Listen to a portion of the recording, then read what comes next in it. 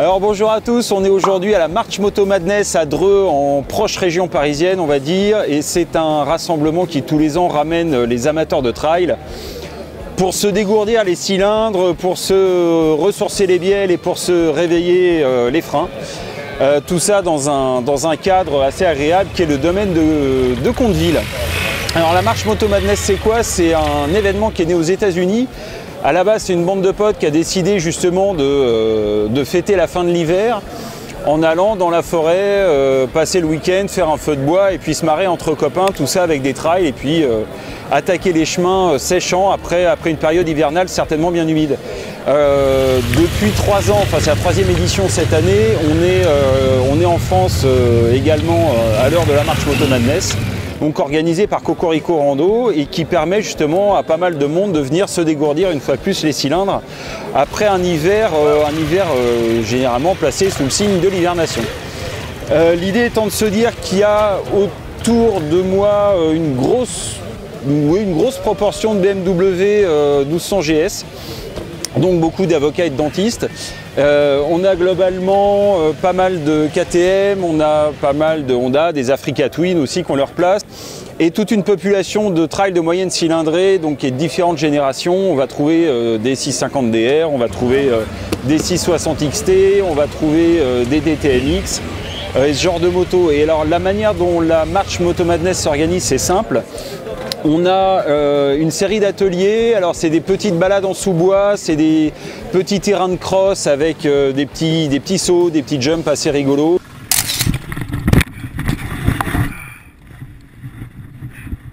Ah, j'ai cru que ça passait. On est encadré, on est même très bien encadré puisqu'aujourd'hui on a la chance d'avoir David Frétinier qui est venu sur le site nous donner de bons conseils et c'est vrai que voir une 1200 Ténéré pilotée par le bonhomme, c'est impressionnant parce qu'on ne se doute pas qu'on pourrait faire ce genre d'acrobatie, de dérive et de saut avec un tank pareil, clairement, donc voilà. Voilà toute la matinée au Luciole pour vous conseiller, n'hésitez pas à aller le voir. Et cet après-midi, il sera au Serpent Magique, donc ce sera un parcours un petit peu plus rapide. Allez, fin de briefing, on va démarrer dans pas longtemps direction les Lucioles qui est le parcours débutant. Alors là derrière c'est les Lucioles, c'est le premier parcours pour débutants. Il est plutôt facile, il y a de l'herbe, il y a une petite fin qui se fait dans le sable. Il y a quand même des gens qui tombent, mais c'est cool.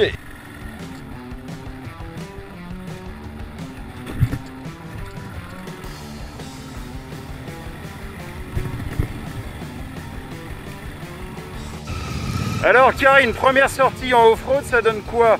C'est trop génial, c'est super, j'arrête pas de tomber, mais c'est bien, c'est marrant.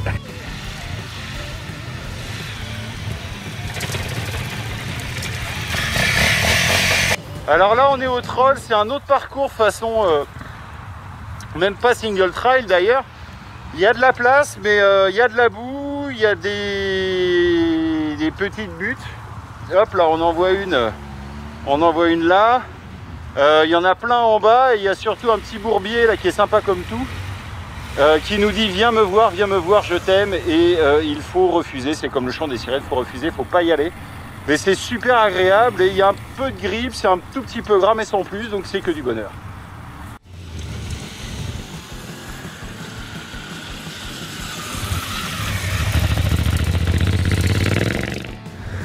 Alors derrière moi c'est le Serpent Magique.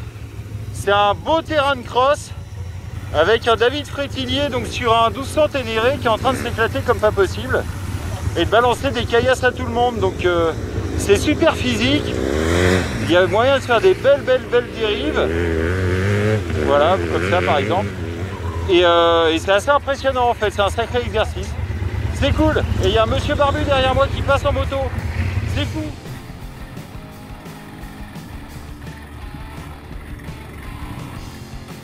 Ah putain!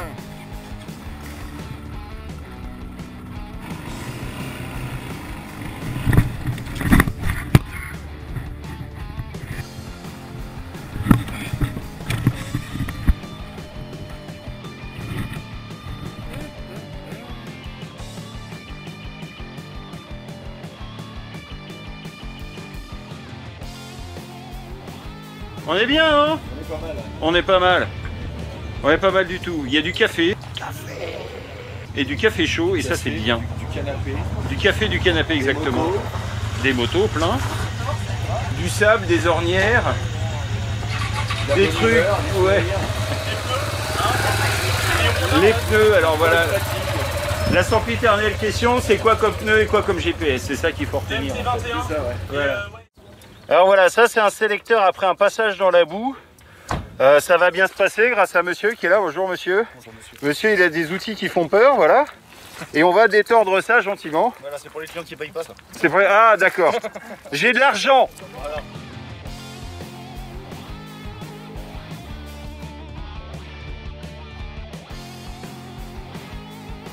Voilà, dimanche matin, j'en suis déjà à 4 gamelles, donc les 4 dans la boue. Donc, je vais vous montrer ce que ça donne sur la moto.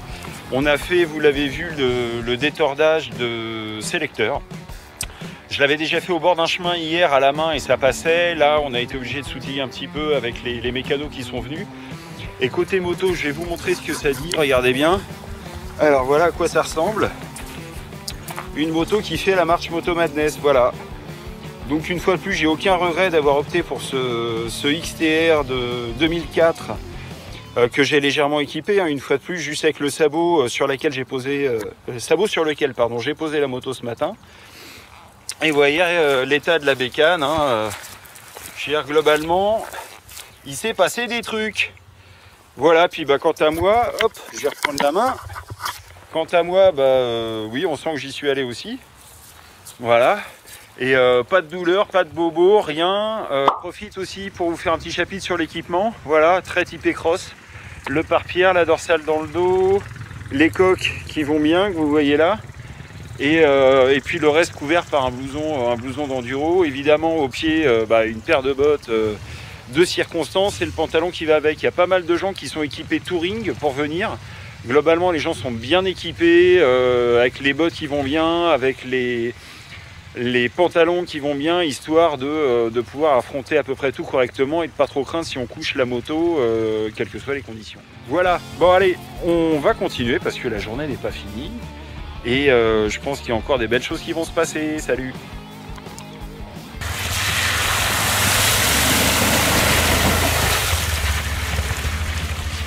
Merde. Tu vas lui reprendre, ça fume. Et ça nettoie la moto, tu vois, c'est cool. Un petit peu. Ouais. Bon voilà, maintenant t'es dessus. Même ça nettoie les bottes et tout, c'est la classe. Petit conseil pour un débutant? Il y a plusieurs petites choses à voir. Déjà, apprendre à bien se positionner sur la moto par rapport à ce qu'on veut faire, hein, comme terrain. Est-ce qu'on veut faire de l'off-road, de la route? Est-ce que c'est avec un trail qu'on veut rouler, avec une moto enduro? Il y a plein de petits conseils qu'il faut adapter par rapport à l'utilisation. Mais bon, pour ça, il faut essayer de se rapprocher de professionnels qui vont pouvoir guider tout le monde. Et voilà, pour vraiment adapter la conduite à ce qu'on recherche et avoir un déplacement facile et en toute sécurité surtout. Voilà. Merci. Allez, à bientôt. La marche Moto Madness, ça se déroule donc sur un week-end. C'est à peu près un ticket de 300 € pour le forfait de base, avec une possibilité de dormir en dortoir, en yourte ou en tente.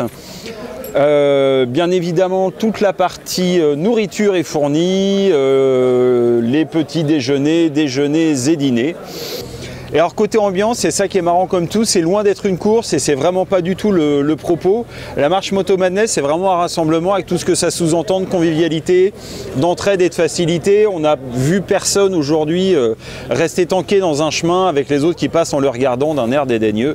Non, ça n'existe pas, c'est beaucoup plus de belles valeurs et ça participe au succès de la manifestation.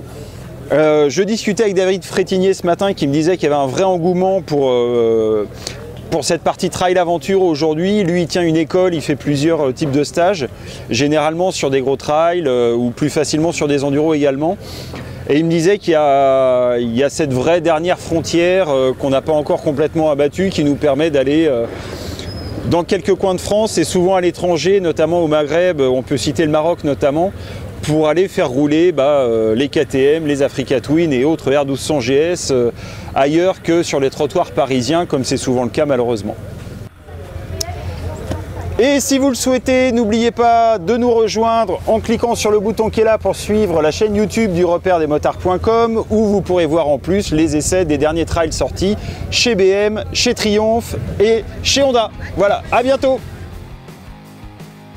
Pas mal de Honda, des Africa Twin aussi qui ont leur place et une grande population. Bon appétit. Merci. C'est pas grave. Ça se voit ça. Coupe. Non, ouais. J'en étais à dentiste. Ouais, j'en étais à dentiste. J'ai oublié les pharmaciens. Il y en a aussi. Mais non, mais si passe, c'est pas grave. Tu veux que je t'aide? Non, ça va. Salut! C'est la 4e édition du Marche Moto Madness, 3. je sais même pas. 3e édition du Marche Moto Madness. T'es content d'être là? Mais très. Tu représentes qui? Je représente le repère des motards. Ah bah c'est bien, en chantier. En chantier. Ouais, c'est bien. Vous avez pas mal de monde chez vous sur votre. C'est bien. Je reçois votre petite newsletter. Ah bah. Ouais, très régulièrement. Il faut. Ouais. Non, c'est bien. Bah, je vous laisserai. Merci. C'est ma première sur l'exercice quand même.